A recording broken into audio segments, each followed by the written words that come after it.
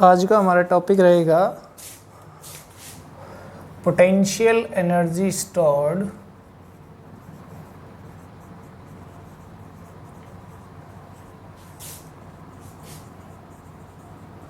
in a magnetic dipole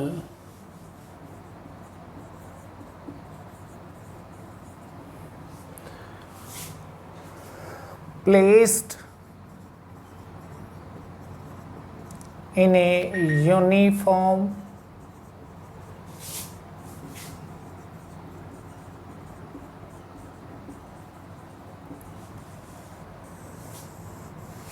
electric field. ठीक है,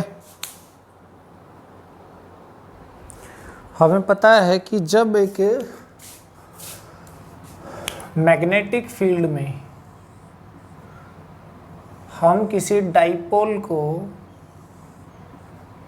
रखते हैं किसी एंगल थीटा पे, इस तरह से मैग्नेटिक डाइपोल है ये। ठीक है,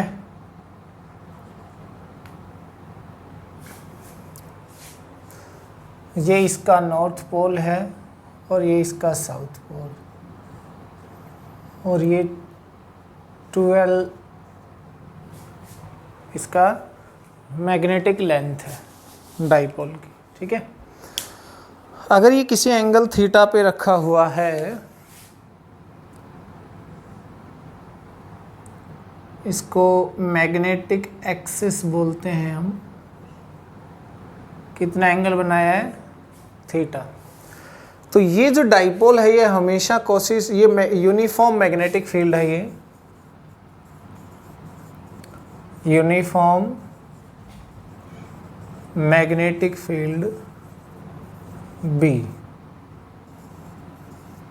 ठीक है, तो ये हमेशा कोशिश करता है कि इस डाइपोल को अपने साथ अपनी ही डायरेक्शन में अलाइन कर ले। इसका मतलब है कि ये डाइपोल यहाँ पे अपनी मर्जी से नहीं है, इसको यहाँ से इधर रोटेट किया गया है अगेंस्ट द टॉर्क। इस पे जो टॉर्क लग रहा है वो इसको इधर घुमाना चाहता है, बट इसको यहाँ रोटेट करके यहाँ रखा गया है। तो इसकी इस पोजीशन की वजह से यूनिफॉर्म मैग्नेटिक फील्ड में इसकी जो पोजीशन है, इस पोजीशन की वजह से इसमें क्या है? पोटेंशियल एनर्जी है, वही हमें कैलकुलेट करनी है। ठीक है, तो पोटेंशियल एनर्जी क्या होती है एक्चुअली? वैसे तो पोटेंशियल एनर्जी डिफरेंस होता है हमारे पास, आपको अच्छे से पता है ये चीज़ कि पोटेंशियल एनर्जी डिफरेंस ही होता है हमेशा। और वो किसके बराबर आएगा कि इसको यहाँ से यहाँ तक लाने में, या फिर आप ये कह दीजिए θ1 से θ2 तक इसको अगेंस्ट द टॉर्क रोटेट करवाने में जितना वर्क डन होगा वो ही क्या आएगा? उन दो पोजीशन के बीच का पोटेंशियल एनर्जी डिफरेंस आएगा। ठीक है, तो यहाँ पे देखिए torque experienced by the dipole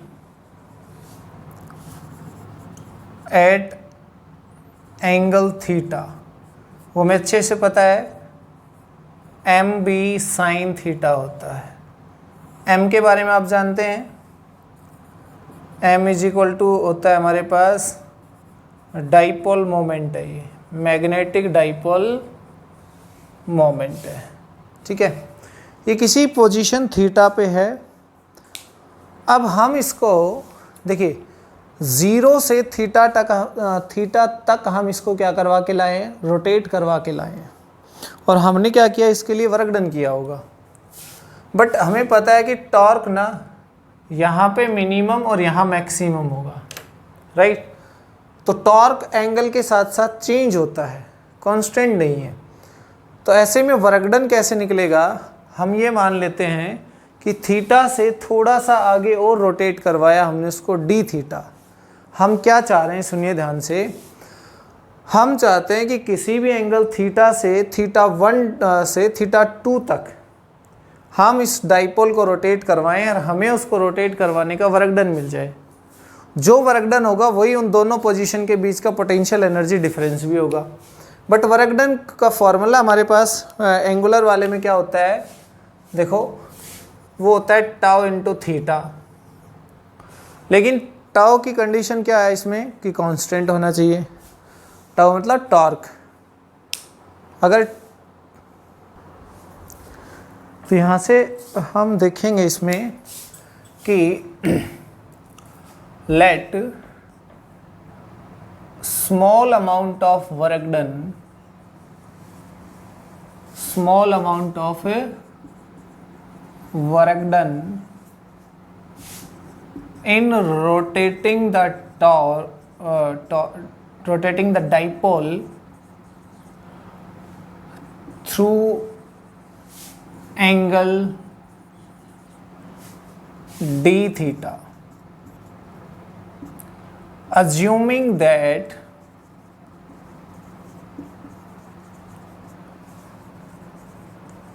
during this rotation torque remains constant।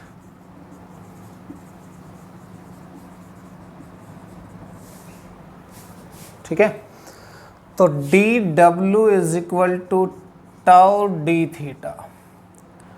Torque मान लेते हैं वहाँ पे क्या है, वो जैसे थीटा एंगल पे था तो टॉर्क हमारे पास ये है, हमने इसको थोड़ा सा और रोटेट किया और ये कंसीडर किया कि इस डी थीटा के रोटेशन में जो टाउ है वो क्या रहा, कांस्टेंट, क्योंकि वर्क डन निकालने के लिए हमें टॉर्क क्या चाहिए, कांस्टेंट चाहिए।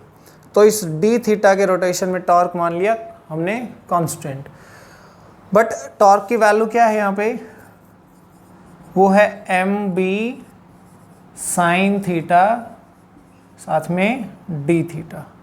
This is the small amount of work done in rotating the dipole in this uniform magnetic field B. Clear.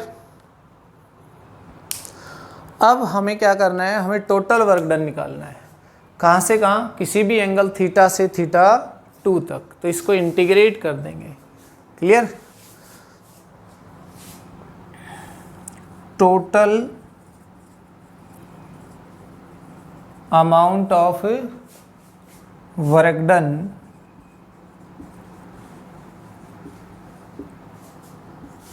in rotating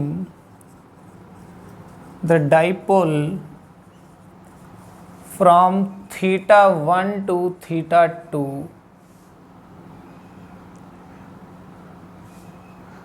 integrating above equation।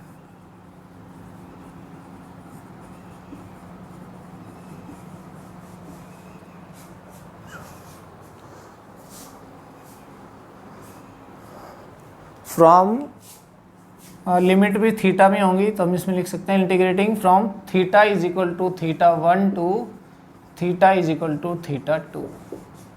ठीक है,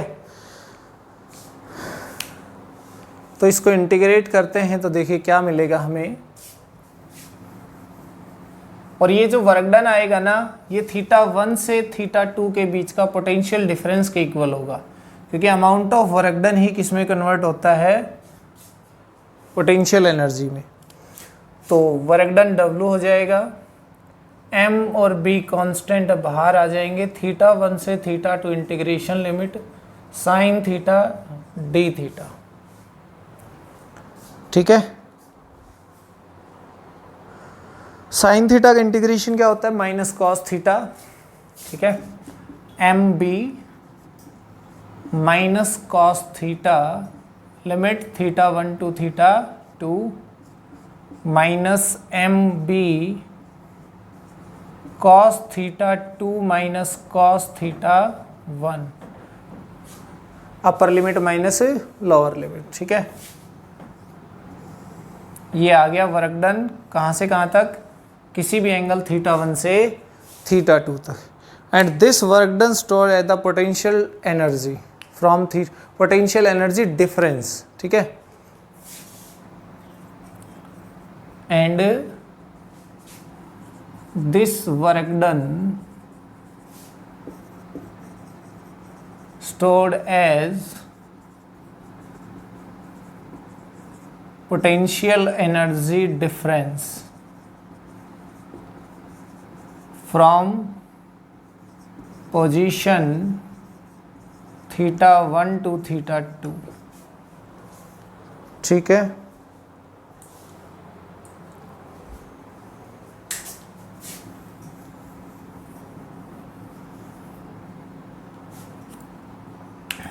तो ये W हो जाएगा डेल्टा U।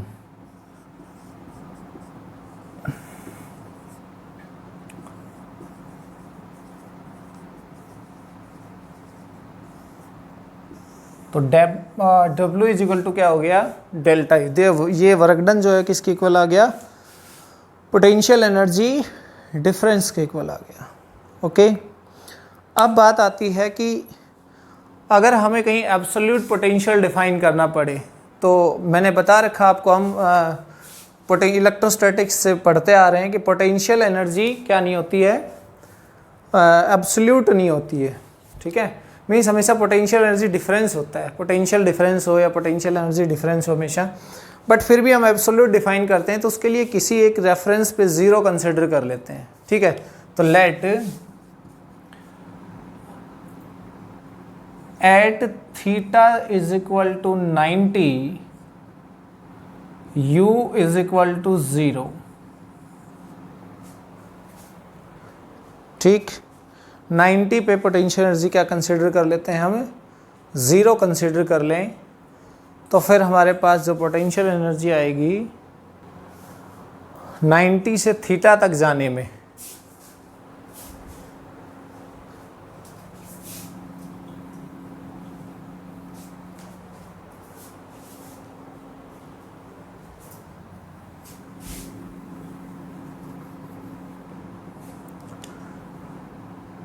देखिए potential energy from theta is equal to 90 to theta is equal to मतलब θ1 is equal to 90 to θ2 is equal to theta 90 degree से। तो रेफरेंस कौन हो गया हमारा, 90 हो गया ना, तो वहाँ से थीटा तक, तो डेल्टा U,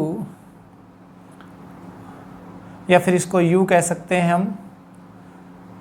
ठीक है, माइनस MB, θ2 क्या है हमारे पास, cos थीटा माइनस cos 90, यह आ गया माइनस MB cos थीटा। ठीक है, माइनस MB cos थीटा है, उसको हमें वेक्टर फॉर्म में लिख सकते हैं। देखिए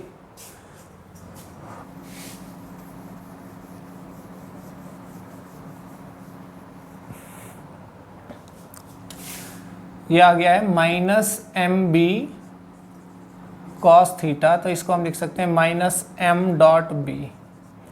कोई भी डॉट प्रोडक्ट हमें हमेशा स्केलर रिजल्ट देता है, तो पोटेंशियल एनर्जी क्या हमारे पास है, स्केलर फिजिकल क्वांटिटी। हाँ, ये हमें वैसे भी पता है ऑलरेडी। ठीक है, तो ये हमारे पास है पोटेंशियल एनर्जी। ये बिल्कुल डिट्टो कॉपी है कहाँ से, इलेक्ट्रिक डाइपोल जब इलेक्ट्रिक फील्ड में होता है तो उसमें जो पोटेंशियल एनर्जी स्टोर होती है उसी का क्या है कि कॉपी रिजल्ट है। बस वहाँ पे इलेक्ट्रिक डाइपोल या मैग्नेटिक डाइपोल, वहाँ इलेक्ट्रिक फील्ड और यहाँ मैग्नेटिक फील्ड। ठीक है।